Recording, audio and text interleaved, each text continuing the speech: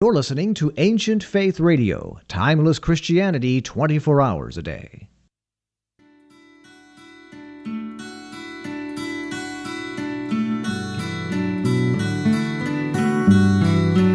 This is Everyday Orthodox with your host, Elisa Bielatich Davis. We get together on Sunday nights to meet everyday Orthodox Christians. We're hoping to get to know the members of the body of Christ across all of our various jurisdictions and regions. We may worship in various languages or even on different calendars, but we have so much in common. Come get to know someone new and see how they're living out this Orthodox faith in another corner of the world. After all, every person is an icon of Christ, and as we'll see, every person has a story to tell. If you have a question for tonight's guest, we invite you to call in and join the conversation at 1-855-237-2346. That's 1-855-AF Radio. Now, here's Elisa. It is Sunday, August 13th, 2023, and we are live on Ancient Faith Radio. I'm Elisa Bielatich Davis, and you're listening to Everyday Orthodox. We get together here on Sunday nights to get to know Orthodox Christians and to build community through conversation. You know, we are divided up into different jurisdictions, and of course, we're spread out over many regions here in the United States, so we don't always know a lot of Orthodox Christians who go to different kinds of Orthodox churches, right? You can have neighbors right down the street who are Orthodox and never know it because, you know, maybe you're Greek and they're Lebanese and your paths never cross. But here we go. Now we get to meet everybody. I like to think of it as kind of a grassroots unity effort without having to worry about administrative unity or any of those big questions. We can just get to know each other and learn to see each other as brothers and sisters in Christ. And that's church unity right there. So I like talking to Orthodox people. I find it very interesting. I go to coffee hour and I just ask people where they're from, what they've been doing. And you would be amazed at the stories I hear because we have so many immigrants. We have people from immigrant families as well who grew up here, but, you know, with wacky families. And then we also have a lot of converts who've come in all different sorts of ways. People find the Orthodox Church through so many different avenues. It's all fascinating. And so here we are tonight getting to know somebody else. So I'm glad that you're joining us. And keep in mind that you really can join us. You can actually call in if you have any questions for our guests tonight. You're welcome to do that. The number is 1-855-AF Radio. That's 1-855-237-2346. And you are, of course, welcome to call in. You can talk to Matushka Trudy Richter, who is right here producing the show. And, you can stream us live on YouTube if you like, if you want to see the video. You can also watch us later on YouTube. We're also live on the Ancient Faith Radio app, the Ancient Faith Radio website. We are live on Facebook Live. We're all over the place. So we're glad you're joining us tonight. And without any further ado, let me tell you about our guest. I think you're going to enjoy this program tonight. Our guest is Buck Johnson. And now Buck has a podcast of his own. It is called the Counterflow Podcast. And from what I can tell, I think it started out very political. And then as Buck found orthodoxy, it became like orthodoxy and politics all together. But he actually was also for a long time, for more than 25 years, he was a firefighter. So we're going to hear all about Buck's history and what he's doing now and get to know him very well. So without any further ado, Buck, welcome to the program. Thank you. Thanks. It's good to be here. And I just one small little correction. The 25-year firefighter thing is correct, but I still am. It's you're still going. It's still doing it. It's not yet was a firefighter. It still is technically a lieutenant, but yeah. Oh, that's excellent. That's really neat. Well, good. Well, I look forward to hearing about that then. Very cool. So where does your story start? Like, where were you born? How'd you start out? Oh, all the way back then. I was born in Houston, Texas to my mom and dad. They were devout, I suppose at the time, Baptists. And although I was never baptized, interestingly enough. But I was born in Houston and lived there for 9 years or so until they got split. And my mom married a gentleman from California, and my brother and I were headed off to Southern California for a few years. Yeah. And so we can pick up from there, but that's the first big stuff. Yeah. Okay. So you start out in Houston, Baptist, but not baptized. Very rare, I think. Yeah. Very rare. But so when you were 9 and you switched over, did you feel like, was Southern California just a huge shift for you? I mean, did it happen all at once too? Like you moved to California, you got a new stepdad, you got just the whole situation's different? Yes, and I actually loved it, and I don't mean that in a negative way that my parents split, because I love them, and wait till we get to the part where I want to spoil it, but I loved Southern California. Well, of course, coming from Houston, the weather was much better, and back then, this was the late '80s. It wasn't the mess that it is now with a lot of things that are going on in Southern California. It was just beautiful. I loved school. I loved my friends. My stepdad was great. And I thought it was awesome. And then I still got to come back to Texas, see my dad, his new wife then also, my grandparents and all of that kind of thing. Oh, wow. That's neat. All right. So it went well. Transition was good. All of that's good. Did you stay living in California then all the way through high school or no? Just before high school, my mom missed Texas so bad, despite the weather change. It was so much better out there. So my stepdad got a job transfer to San Antonio, Texas. So that's where I went to high school. Oh, wow. How did you feel about that? That's a tough age to move, right? Like, It and was. when you really like LA, there's nothing like Los Angeles, right? Like San No. Antonio is not similar. It's not the same No. thing. Were you like surfing or skateboarding or doing any of those kind of classic Southern Skateboarding. California things? Yeah. Yes, skateboarding. And I had, it's cute looking back, young love, seventh grade or something. I had what I thought, of course, the love of my life, and they're tearing me away from my girlfriend and all of this kind of stuff. So it was very heartbreaking, of course. And then of course I get to San Antonio and I was able to roll with that. And then I started loving that as well. So Oh, that's good. That's very good. And you went there all through high school? You were in San I Antonio? did, yes. Yeah. And this is sometimes an interesting point in my own religious conversion experience. I went to a big, famous megachurch in San Antonio with Pastor John Hagee. I'm sure there are people listening that are familiar with who he is. I'm sure. And so that was always, and at the time as a teen, for whatever reason, I was very rebellious as far as my subculture. I was into punk rock and now I'm covered with tattoos. That was always my goal when I was a teenager. I wasn't allowed to do it, of course. And John Hagee had this like Bible thumping, angry kind of demeanor that I thought was kind of fun as a teenager. And I was like, yeah, this guy's cool. He's really telling it like it is. He's slamming the Bible. And at the time, I find it, now it's kind of funny looking back, but as a teenager, I was like, this is kind of like a cool church. So I even got into that for a little while. Oh, that's kind of cool, actually. So were you not very religious before that, and it more happened in San Antonio, or like Right. was your family going to church all the time? And We did, but it was the one in California the one when I was in Houston, I was too young to even grasp really what was going on. And then California to me was very boring. It was a Presbyterian. Also, I think he was on TV as well, named Lloyd Ogilvie, but very polished and calm and speaking like this. And as a seventh grader or whatever, you're like, this is boring. And so when I just wasn't into it as much. And then we started in that big church with Hagee, and I was like, this guy's fiery. He's passionate. I like this. And so that's kind of, as I was coming of age, I appreciated his energy and his enthusiasm, to say the least. oh, that's kind of cool. That's really neat. So were you then kind of a fiery kid, like, alternative punk? Yes. Were you? Yes. Yeah. Were you? Yeah, you were in your face, like Yes. right there. Yeah, I was going to punk shows and in mosh pits and things of that nature. Yeah, it was fun. Wow. Oh, wow. And was that scene pretty big in San Antonio at the time? I don't know Yes. much about because I was in California back there Okay. where you had been, but I didn't leave yet. But okay, so mosh pits and all kinds of Yes. craziness, and that's cool. Yes. What did you, like as a teenager, what did you see yourself doing with your life? I mean, apparently getting tattoos, definitely a big part of the plan. What Yeah. else? What did you, I don't know. It's what did you funny. see yourself being? There was never a lot of like longevity of thought. Like I never thought, okay, I'm 16. What will I be doing at 26, 36, 46?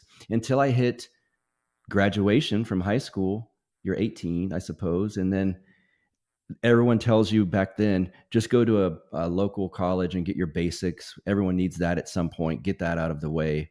Oh, you know what? I should say this. There's a quick stint where I actually thought I took 2 years of photography in high school, and I got a a free ride to Brooks Institute of Photography, which is in Southern California. I don't know if it's still there, but at the time, it was the biggest photography. It was the best, most prestigious photography school in America for sure. And I was into the artsy part of photography. We went to Europe a few times on field trips with the photography groups. And at the last minute, I got cold feet because I don't know, I don't want to brag because I wasn't wise at all, but maybe just a slight bit of wisdom. Wait, you can't really make a big living as a photographer unless you're like a wedding photographer or for a magazine, like, fashion stuff. And I thought, I can't do artsy stuff and make money. So at the last minute, I got cold feet and I turned down the offer. And so I just took a couple of years of basics, and my entire family on my mom's side, every man from the last 100 years probably, were firefighters in Houston. And I had never thought about it in my entire life. Even as close as I was to my grandfather, never asked him about it, never went to a fire station. And one day when I was driving to go see my grandparents in Houston, it just hit me. And I was like, I should be a firefighter. That's what my grandfather does. That seems like a cool job. I'll ask him about it when I get there. And that's the first I had ever spoken to him about it. And he was, of course, as was my mom, as was my dad, all for it. Please do this. This is a good job. The retirement's this, and it's rewarding. So that was at 18 years old was my first spark of maybe I could do that. And I did it officially. I started when I was 19 the next year. So I guess it worked. Wow. And were you firefighting in Houston just like the rest of the family? I was not. And so as we get to this, I can't on air say this the department I work for now, just because it's all kinds of reasons. So I can't say it. But first I worked for Victoria Fire Department in Texas because I paid my way to get through my own fire academy at a college, and they kept hammering it into us. This just makes you certifiable in the state of Texas. Most of you will never get hired in a fire department. This is the hardest job in the world. So I start looking online. I got certified, found Victoria hiring, applied, got hired. And I thought, well, they said this is really hard. I guess I'll stick here. And then after a year and a half there, I applied to the place that I'm at now. And that also worked out. And it was a smart move. And so I moved to that fire department. Oh, that's great. That's great. Actually, I know a young man right now who is going into his training and his certification, and it's the same thing. He's like, oh, it's really hard. It's hard to figure out. And so that's encouraging that maybe it's not, so it's hard to do, but still, I mean, Texas is full of firefighters, right? Yes. So, people are getting jobs doing it for sure. We always need more. Yes. Yeah. Oh, that's great though. That's very cool. I like that you just kind of stumbled into it and you loved it and you Yeah. I know. It's funny. I'd never had this long, because you meet guys that come into the fire department. This is my dream job since I was 12. And I was like, I just thought about it a few weeks ago. But now looking back, we always joke around, 20 years in, what would you do if you didn't do this? And it's like, geez, I don't know what else I could do. This, you start when you're 21 or 19, whatever, and you're in your 40s, and it's like, this is all I know. I've done this for over half my life. So I don't know what else I would do. You start to think of ideas, and then it comes back to, no, this is better though. So I don't want to quit. Oh, that's great. That's awesome. What do you like about firefighting? The camaraderie. It's like your family. Every third day you go to work with your men and women, and it's just like, you eat together, you work out together, you sleep there, you watch movies together, then you do hard things together, which really bonds you more so. You will find often that the busier fire stations have the closer knit family bonds of sorts between the members because it's just, it's like when you're on a football team or something and you go through this grind and there's kind of a bond that forms where you realize like everyone here has your back. They know you have their backs and whatnot. So it's the family feeling of it's really cool. That's neat. That's really neat. So are you would you say one of the busier fire departments? Like, are you at kind of a quiet place, or are you in a place where there's just always something happening? It depends on the time of the year. Right now, my fire station is super busy because these brush fires and wildfires and stuff we're having here in Central Texas have been we're in an area where we know that's going to happen every summer. It's just nonstop. The station I was at prior to this was the busiest station in the department that I worked for. And I was there for 8 years, but I don't need to go back there anymore. You do something for so long, your sleep cycle's destroyed. But it was a very fun time while I was there. I'll say that. Yeah. And it was good bonding, I'm sure, because yes. Yeah. you're out Lifelong there protecting friends. each other. Yeah. That's beautiful. Yeah. That's really neat. That's very cool. All right. But in the wintertime where you are now, things settle down. The brush fires settle down. Yes. And it's just a little quieter. That's nice. We're ready for it to settle down by the time it gets cold. Yes. Excellent. Excellent. All right. So over those years of firefighting, when last we were talking about your religious life, you were at the mega church, you loved that, but then you moved, you go down to Victoria. That's a whole different deal, right? Like you left your family, I guess some of your family in Houston, some of your family in San Antonio. What was it like just being on your own at first in Victoria? Was that, because Victoria is not like the big city. No, it's not. It's You've not. gone from big cities to like LA, San Antonio. These are big places. Yes. Victoria. So for those of you listening that have not heard of Victoria, there's a reason. It's because it's real small. It's a tiny little South Texas town, right? It was a culture shock, I would say, but I was so young and wide-eyed. The fire department life there was so fun. It was a very small department, maybe 4 stations. So I knew everyone. Some of the guys looked like my grandfather. There was a few younger people. It was kind of this transition time in that particular fire department where a lot of the old guard was starting to retire and some fresh blood was coming in. But I loved it, and I had a fun time there. It was really busy. I was on the ambulance all the time, but I was 19, so it didn't matter. And as that transition was happening, the part of the story we can pick up from earlier is both parents had ended up splitting with my stepmom and my stepdad, respectively. And in the next year or two, as I'm in Victoria, transitioning also then to my current fire department, my real parents get remarried. Wow. And so, so my mom goes from San Antonio, divorces my stepdad, goes back down to Houston with my real dad, and they start working at a bar together that my dad had owned. And I don't know, one thing led to another. And here we are, my brother and myself going to their new wedding. Wow. And so that was quite rewarding and nice to happen. Oh, that's really neat. Well, there are all these studies that say that couples who divorce, if you interview them 20 or 30 years later, in retrospect, they're like, oh yeah, we could have done something. There are things we could have done. In the moment, it doesn't feel like it, but in retrospect, it often feels like, oh, we probably could have been a little more humble and fixed that. But yes. So that's really beautiful. I would imagine at your age, though, right? If you're like 18 or 19, when your mom and dad both got divorced for the second time, you were probably a little angry about it. Like that would be, I have 19-year-olds and I would say they don't tolerate that sort of stuff very well. Were you angry at first? No, it's a pretty crazy story on my mom's side. Basically, I busted my stepdad having an affair. So Gotcha. It kind of had to happen.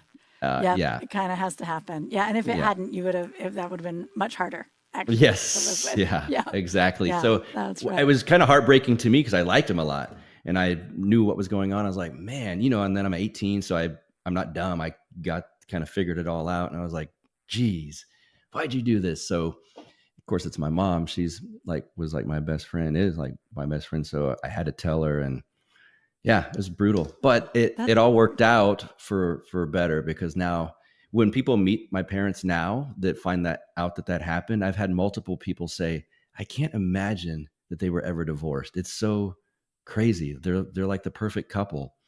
Thank God. Yes. Oh, that's so beautiful. I love that. I love that. Yeah. Those are rare stories, but every once in a while you'll hear that people are able to bring it back together. And it seems like it's just stronger and more beautiful after having gone through the separation. That's really neat. That's cool. All right. So you're like 18, 19, your parents are getting back together. You're having a great time in Victoria. How long did you stay in Victoria? About a year and a half, just under that. And then I saw the pay scale of where I'm at now and the difference. And then I had friends in the city that I started working for in the music, because I play music too. So I had musician friends. And I said, you know what? Let's try this. So I gave it a shot, applied, got it. And so in 1998, I started at this current spot. And so that's where I'm just hit my 25-year mark at. That's awesome. So when you took the job in Victoria, you're thinking like, oh, it's so hard to get a job. Beggars can't be choosers. Like, I'll just go. You didn't compare like salaries across the state and find out like, oh, by the way, this is a very small town with very low pay.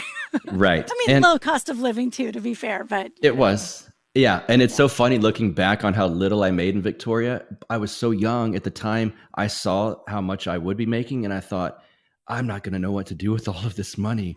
I can't imagine it's just going to pile up in my account. I didn't know any better, but yeah. Yeah, no, it's true, right? Like you get out of college, your first jobs, you're just like, that sounds like an impossible amount. And it's just like, no, it turns out if you would like to say own a house or a car or something, it turns out not to be a whole lot of money at all. Right. But, that's cool though. That's very cool. All right. So you just said that you're a musician, but I had no idea. So when did that start in your life? Did you have a love of music as a kid? Yes. Since I was about 6 or 7, my dad was just up here. I just moved houses here in Lockhart, and my parents helped me. And we were talking about my first albums, and it started, but he's a musician too. So it was just all around this love of music. And so, quite early on at 6 or 7, I started getting record albums, and then we moved to tapes. This is, aging me, I suppose, and then to CDs. And I still have, as I moved here to this new house, I have multiple boxes of albums and CDs, and I still have all of my tapes, and I just can't throw them away. I realized that I don't have a CD player again, but if and when I have a child in 20 years, what if he or she, who knows what kind of technology is going to reappear, and they say, Dad, did you keep all of your CD? Because I assume, as was I with my father, that I could pass on a love of music. And so I want to keep all of this. It was the heaviest boxes we moved. And at one point my mom's like, why are you keeping all of these? But yeah, I got into music at 6 or 7, and I never stopped. I started playing drums in California at age 10, taking lessons there. And I played all over the world, all over this country, since then. Wow. So you're really actually a very artistic person then. You're a musician, photographer, like you have a lot of, okay, that's cool. That's very neat. So what kind of musician is your dad? What kind of music does he do? He's always liked stuff of his generation. Elvis is his favorite, but he even likes the Beatles. I know sometimes people say you're an evil Elvis person or a Beatles person. When you combine it, it's evil. No. Old country, stuff from the 60s, 70s, stuff like that. And he sings though. See, I don't. I only play drums. That's always the joke amongst musicians is you're not a musician, you're a drummer.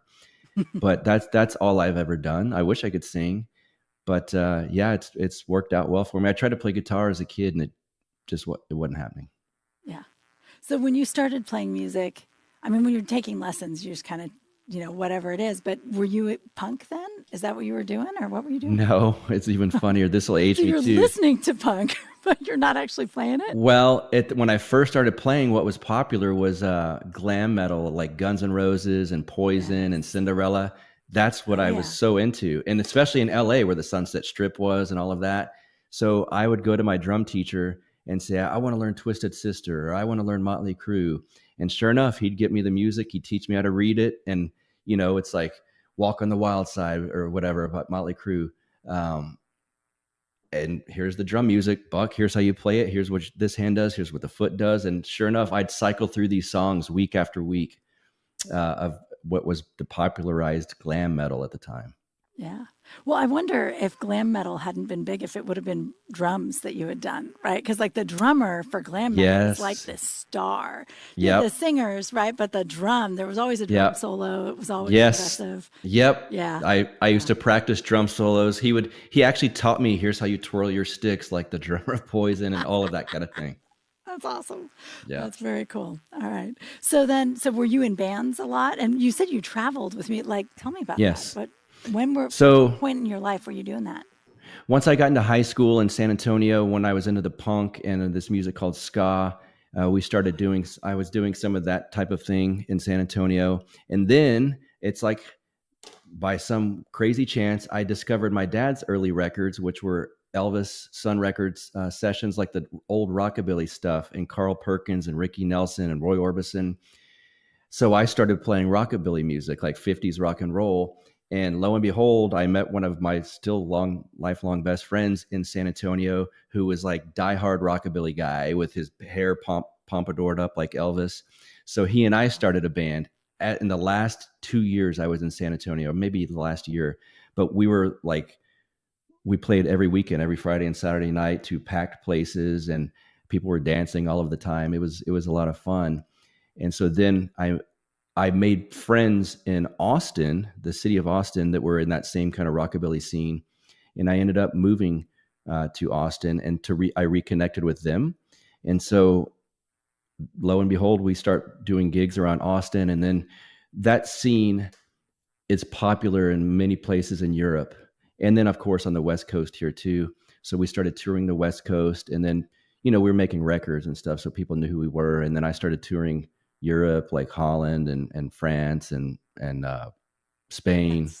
That's so cool. So if we were to look you up, like, what was the name of the group that was? The Horton Brothers is the one. Horton Brothers? Yes, that's who we toured with the most. It's two brothers that sing harmony together, like the Everly Brothers. Oh, that's cool. With like a 50s rock and roll beat behind it, which I provided. But we would also kind of be a package group where we could not only play together and let the brothers sing, since one played bass and one played guitar. If a front man or front woman wanted to use us as a unit, we could be their band. So we did that quite a bit as well. Oh, that's neat. That's very cool. So you were pretty well traveled between the photography and the music. Like by the time you were 20, you'd been all over Europe and all over the U.S., right? Or I guess the western side of the U.S. The western side, yeah. We could take short stints because of our jobs. My job, if you work every third day and you take off, let's see, 4 shifts, that really allows you quite a bit of time off. And so, but one of the other guys had a 9-to-5 job, so we'd do like 2 or 3 week stints. So we'd have to be choosy, and it's like, do you want to go up through like the Carolinas or through the Midwest? Or do you want to go to California, Oregon, Washington? We'd always choose that route, of course. So we'd always go through the West Coast, sometimes through Denver, Vegas, that route. And then the Europe packages were kind of thrown our way. So we just took what was given to us. But those were always quite fun too. Oh, that's cool. That's very cool. That's neat. All right. Well, we are going to take a very short break. And then we're going to be back with Buck Johnson, and we're going to hear more about his story. Remember, you're welcome to call in. The number is 1-855-AF-RADIO. That's 1-855-237-2346. We will be right back. Everyday Orthodox with Elisa Bielatich-Davis will be back in a moment. Give Elisa and her guest a call at 855-237-2346. That's 855-AF-RADIO.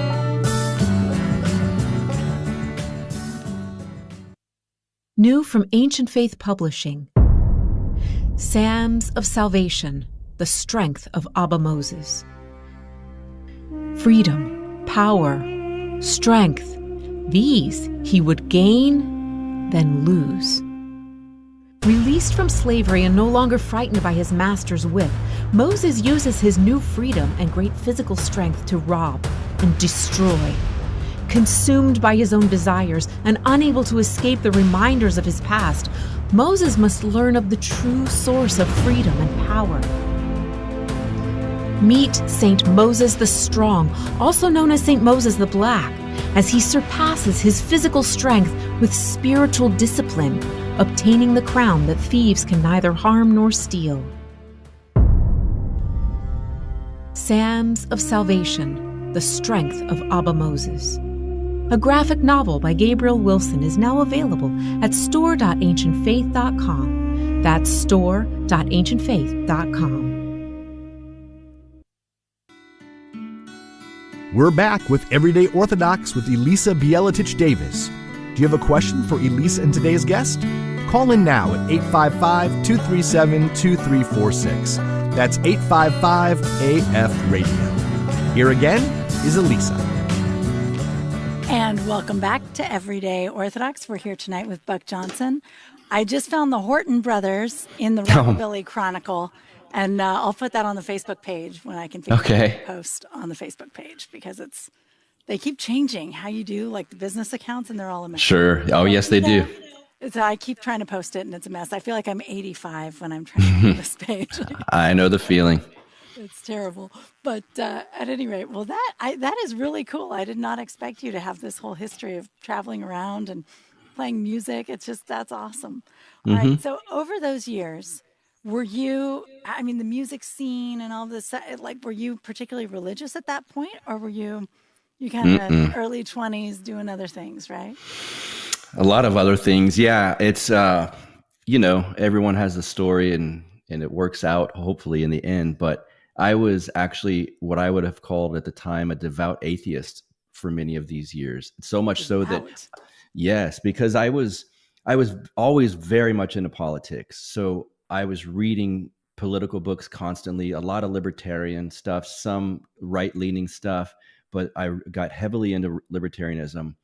And one of the problems with the libertarian circles, broadly speaking, I'm not trying to pigeonhole anyone specifically, but it's such a thin legal definition, meaning we just don't want you to hurt people or don't take their things. Anything else is fair game. Well, when you do that, you're in a lot of negative influences and so a lot of degeneracy and things, because I'm not hurting anyone. And so unfortunately that scene can be corrupted by negative influences. And so I was a heavy reader. So I slowly started reading atheist books, the God Delusion and things like that. And forgive me. But at the time I was into it. And so that's for a long time, I was pretty much like, yep, I'm an atheist and I'm a libertarian and I know about this scene in politics. And I was talking about it with friends constantly, probably annoying a lot of people. But I was heavily into that stuff. Yeah. So did you read like a lot of Ayn Rand? Did you? Yeah. I had those years too. I was not an atheist, but I was very big on Ayn Rand and libertarianism and like, if nobody takes care of the poor people, then we get what we deserve. Like as a people, we should just get what we deserve, and kind of depressing now that I think about it. Yes. But at 22 or so, like it just feels smart. Yes. Yeah. Well, unfortunately it felt smart until about, 2020 to me, as embarrassing as that sounds. So, yeah. No, it's not. So you were an atheist all the way to 2020. Yes. Okay. So, and how long, out of curiosity, did the music career go on? Like, are you still doing music? I still do gigs sometimes. Oh, that's cool. Okay. Yes. Excellent. Not as many as I used to do at this age. And living in Lockhart, you don't always want to drive to some far north Austin bar and play till 2 a.m. And now that I go to church every Sunday, I don't want to be up on a Saturday night till 2 a.m. So I'm more picky with the gigs I take at this point, but I still do it. I actually play around here in Lockhart sometimes with a lot of awesome musicians that moved here. And so we've reconvened and started doing some gigs around Lockhart, which is, the gig's 5 minutes away and we're done at 11. I'm in for that. I can do that. Well, a lot of our listeners might not know about Lockhart. So this is like a small town, kind of southeast of Austin, right? And it's the place where all the coolest Texas barbecue is. It's sort of known for barbecue. But as Austin has gotten super expensive with the arrival of all the tech and all the California transplants, people are moving, like artists and musicians. I think like Bastrop and Lockhart have really benefited from that, right? Like that's very cool. Yes. That's really neat. Now you're at the same parish with my friend Cece Jensen. Do you guys ever play together? We haven't yet. She actually needed a drummer one night, and I think I was working at the fire station or something. I was upset. She kind of gave me a little crap for like, come on, I need it. And I was like, I would love nothing more than to do this gig, but I have to work. I can't do it. Yeah, well, there you go. Well, you'll have to make it happen because, Yes. announce it somewhere. I want to know about it because that would be a lot of Yeah. fun. Okay. She's Sure. super cool. I love her, and I love your parish actually. So, but as we were talking, you were just recently an atheist. So, what happened? Like, how did you even come across orthodoxy? Or am I skipping anything? Like, did you No. become a podcaster before 2020? Yeah. That started in Okay. 2018, I think. Yeah, 2018. And I was doing strictly libertarian, for the most part, politics and political interviews with people. And that kind of led me towards this direction, as strange as that might sound. In fact, I did a show recently called the Libertarian to Orthodox Pipeline, because that is quite a thing now. Yeah, it And is. so it was a thing for me. And that's I mean, I can get into exactly how it happened if you want. Yeah, absolutely. Well, I mean, I think generally speaking, it makes sense because libertarians are people who are willing to sort of step outside of the mainstream, right? Like they're willing to question the idea that there are just two ways of doing things.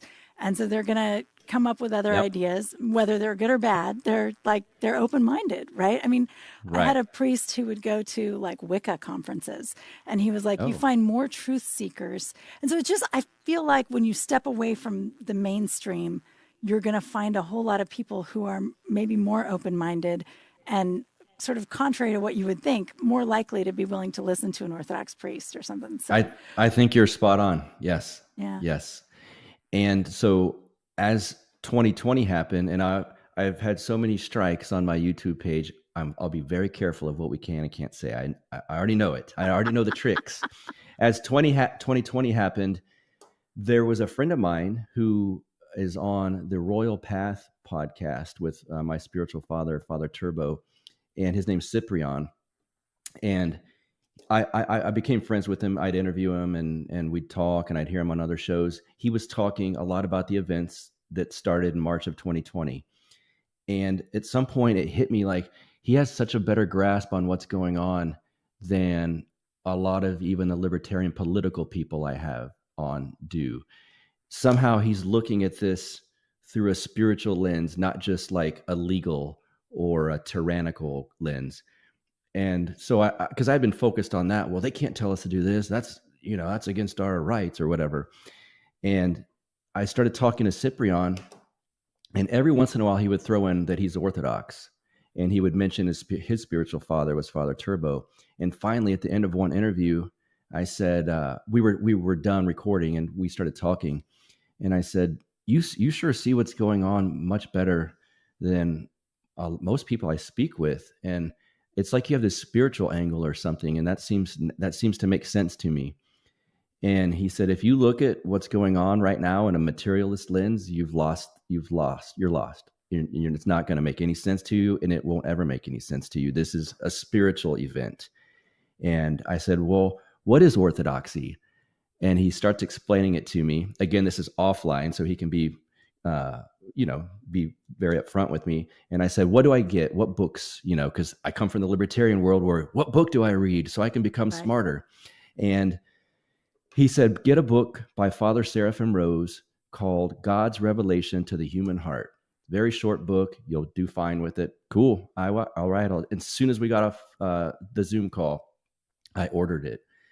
And then that came in, and I actually didn't read it for a few weeks because I feel horrible saying this. I saw Father Seraphim, and I'm like, this is weird looking, the long beards and everything. I didn't know anything about Orthodoxy.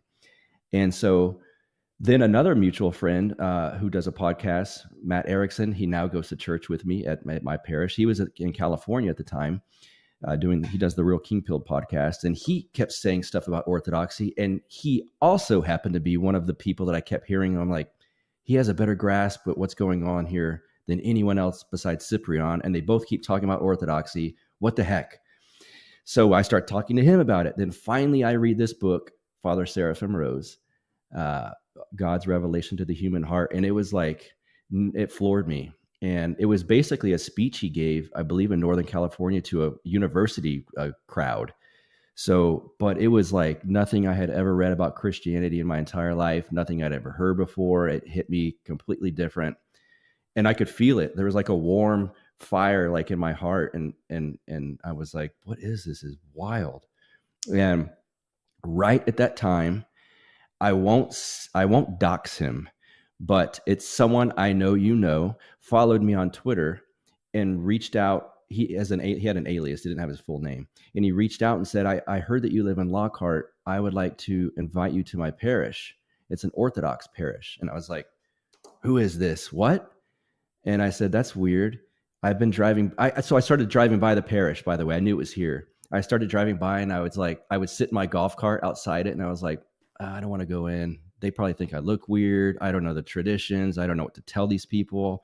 I'm this big guy with tattoos. They're going to be like, what the heck's this? So I wouldn't go in. And I said, weird. Wait, who is this? It's a Twitter thing. I have to be careful about these people reaching out to me. And he said, no, I go to that church. I said, do you live in Lockhart? Let's meet up. No, I don't live in Lockhart. Okay. He said, but Father Ignatius is truly special. And once you go there, you're going to understand why I go there. And I said, weird. I just read this book by Father Seraphim Rose. And he says, well, Father Seraphim Rose is like my family kind of patron saint of sorts, even though he's not technically a saint. And he said, and he's on the wall there at the church as an icon. And he said, the fact that you're reading that book and it spoke to you, and I felt the need to reach out to you, and Father Seraphim Rose is a big deal at that particular church. He's like, this is all lining up for you. Like, you understand, right? And I was like, this is weird. Okay. And so I went. Wow. Well, I mean, the thing is that in Orthodox people, we see this in our lives, especially like I look back and I just see all of these little signs of God, like sort of trying to bring me in and trying to bring me, and it's just, and they all just line up just right. And it's God's providence. And I think the first time you hear somebody talk about it, it's like, okay, these people are goofy. But then over time you start to see it like, no, God cares about me like that. Like God's going to reach out and he's going to do what he's got to do to reach me. That's beautiful. How did you, I mean, you're an atheist. And all of a sudden, you're reading these books, you're talking to this guy about his church. Was there some voice in your head just going like, oh, back away? Or was No. No. No, once I read that God's revelation to the human heart, it was like, oh my goodness, I looked at this all wrong. Like I was wrong. Wow. And just the way the Father Seraphim Rose spoke in that book, it's so easy to read too. It's just it's like a half an inch thin. I could not believe what I was reading, but I was believing it, if that makes sense, and I thought, where have I been? Like, I am so dumb. Everything I was thinking is dumb and wrong. Wow. So, yeah. That's amazing. That is amazing. But, okay. So then where'd you go next? Was it all just in the parish or did you start being a podcast guy? I would have thought that maybe you would all of a sudden be listening to like Orthodox podcasts, stuff like that. Yeah. Oh, okay. I was started as I did with libertarianism. And I think people that are interested in the intellectual side of some of these things, and let me just divert real quick. I'm more than interested really in the spiritual side of this. However, there is part of my personality that likes the intellectual, the history, And so I started reading about Orthodoxy immediately. Started listening to Lord of Spirits, those guys, Father Turbo and the Royal Path, Ancient Faith Radio, a lot of these. I just started looking, Father Spirit and Bailey. I just started looking online for Orthodox stuff, and then researching the history. Then book after book. Amazon, click, book, click. Here's a new book. And once I like the history of things. I like the purity of things I get into. For instance, I told you I played 50s rock and roll. And so I first came across 80s rock and roll or 90s rock and roll. Then I went to the 80s. Then let's go back. 70s. I like the punk stuff. Let's go back. Beatles. Where'd they get it from? Let's go back. Elvis. Where'd he get it from? Let's go back. And so I always do that. And I did the same thing even with libertarianism, because in a sense, that started in 1776 in a way, right? So why did I care about what Mitt Romney had to say if I could go hear what Ron Paul had to say? And he's echoing what would be like the church fathers, but it was the American fathers, right? So when I started finding Christianity, it was like, well, what happened in 1500? Okay. What happened in 1054? What happened before that? So I started going further and further, and it was like, oh, this stuff was in the book of Acts, like this church that we go to. And the first bishop of the Antiochian church was Peter. Wait, Peter from the Bible, Simon Peter. Yeah. Yeah. And so I was like, why didn't anyone ever tell me this before? And that's not to blame anyone else. I would not have been ready for it before, right? And then there's also the fact that Orthodoxy is a bit of a, we're an extreme minority in certainly in the West. And so, yeah, it was just like my mind continues to be blown, but it was blown big time immediately back then. And then once you see the truth and hear it and experience it and really feel it and live it, you can't, there's no turning back now. You can't stop. So yeah. Oh, that's so cool. Now you've mentioned, that you've sort of repented of libertarianism almost, it sounds like. Yes. What is it about libertarianism to you that is sort of, is it incompatible with orthodoxy? Is it just that you've grown in a different direction? Like what has that process looked like for you? My first instinct is to say that, yes, it is incompatible with orthodoxy, but I would really say that if you're Orthodox, you don't need libertarianism, because orthodoxy is complete. It's a worldview.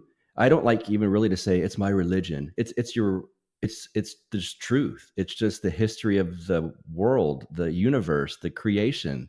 And it comes down once you realize all of that. It's a worldview. So I don't have to have a political label of any sort anymore, because you're just scraping the surface. Oh, I'm a Democrat or I'm a libertarian. It's like, but what's your real worldview? And just to say, I still have libertarian instincts. Sure. I think there should be no income tax. I think there should be no war unless it's absolutely necessary. So yeah, things of that nature, I lean to libertarian in my instincts, but you don't need a political label if you're Orthodox. Yeah. And it's interesting, right? Because once you, in my experience, coming into the Orthodoxy, once you see it that way, it's so hard to understand why everybody doesn't see it. Yes, you're just like, I know. Well, how come there are all these Christians who are so fired up about their political party when, here's Christ is eternal, right? Like this is so much, everything is so much bigger than American politics. Yes, I can have an opinion on politics, and Orthodox people don't all agree on politics, but that's partly because there is no Orthodox politics, right? Right. It's so much bigger than that, and what is really meaningful in life is so much bigger than that. And then I don't know, it reminds me of my dad. My dad was super political, libertarian also, but when he was dying, all of a sudden, for the first time ever, he realized politics didn't matter, right? Like there's something about eternity, and then when you touch eternity, Oh, so that's really interesting. So what happens with your podcast then? Because here you have this podcast on libertarianism, and it's so, I would imagine, like incredibly political, but then you became less political. Did the podcast have to shift with you? Were people mad about it? How did that I think I might have lost some listeners, but you also gain a lot once. By far, the biggest demographic that I get feedback from are Orthodox people, or how cool is this? People that have now followed my quote unquote journey and have taken the same steps because they listen to me for the libertarian stuff.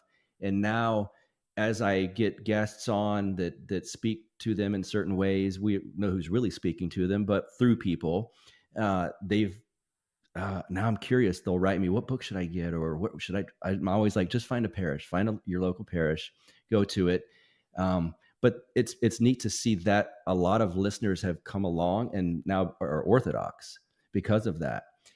So that's cool. No one ever reached out and said I'm mad or this is, BS or something. But the listenership sunk a little and then started going back up. So I don't know how to translate that or what that means. But I will also say I didn't make a conscious decision to say, this is a podcast that I have. I am not a libertarian. I'm Orthodox, and that's what we're doing. It was slow, and I just released a political podcast last week. I still like that stuff, and I always, if I tackle a political issue, I look at it through an Orthodox lens, or at least I get my guest that I know already does that to interpret things politically through orthodoxy. And so that still reaches, like you said, how libertarians are always have more of an open mind or interested in maybe the getting off the neither left nor right, more what other path is there besides the typical stuff we're fed. And so I think when you look at things through an Orthodox lens, it can speak to those people too. And they can kind of go, oh, yeah, I didn't think of it in those terms, but it makes sense. And then they get curious, like, so what is this Orthodox thing? And that's interesting that these people, a lot of times they'll say, well, these priests are so based or whatever. And they're, it's not like a TV preacher. And I think once people that are interested in truth, because libertarians oftentimes are seeking truth, they just think they've found it at libertarianism and they stop there. And so if you can just open a different door for them and be like, look over here, this is kind of the direction you're headed in, but it's going to throw you for a loop. But I think that we can find some similarities here. And if you're a deep thinker or you appreciate original history and things of that nature, you'll like this too. That's really neat. That's cool. What a great opportunity to bring people along on that journey. Yeah, it's been cool. And to introduce people to Orthodoxy who might not have otherwise heard of it, because truly, we always say the world's best kept secret, right? Which is really unfortunate that we are not better at putting ourselves out there and appearing to be another option on the list of options. But so you mentioned the libertarian to Orthodox pipeline. Tell me a little bit about how you see that and what you think is happening. Because I know, especially since 2020 in particular, we do see a lot of, sometimes they call it the Pajot-Peterson pipeline or Peterson-Pajot pipeline, right? Like there are various different people who are really attracted through politics, usually, to a conversation that happens to have an Orthodox person in it, and then before you know it, they're getting sucked in and they're listening to Lord of Spirits, and then there you go. Yes. Right? But what is your take on that? Well, a lot of it, I think, is what you touched on earlier, is that libertarians are seeking some sort of truth, and they're willing to accept things that aren't necessarily on mainstream news, right? And so I kind of look at like megachurch. The megachurch Christianity, I'm not knocking anyone. This is just a description. Megachurch Christianity and let's say generic republicanism and generic Democrat Party is kind of what we're fed. And so naturally libertarians are trying to look underneath that and find a different route. And so if you look in a certain direction, you might find orthodoxy is a different route. And there is a lot of crossover, like Pajot's big in these scenes. And I think when people, this happened to me and it's happened to many people I know in the political scene, when they saw what happened in 2020, even if they were atheist, which I was, it hit me like there's actual real evil. This is not just politicians going, whoops, I screwed up. Darn, maybe I'll get it next time. It's like, no. This is propaganda on the largest scale we've ever seen in my lifetime, by far, way bigger than any war that's happened. And it hit me like, this is actual evil. There has to be something good. There has to be like goodness to counter this evil. There has to be. Otherwise, this is going to be nihilism and we're all done for. And so then naturally I found Seraphim Rose's book, Nihilism, also, and read that, and which spoke to me. And it was just like, oh my gosh.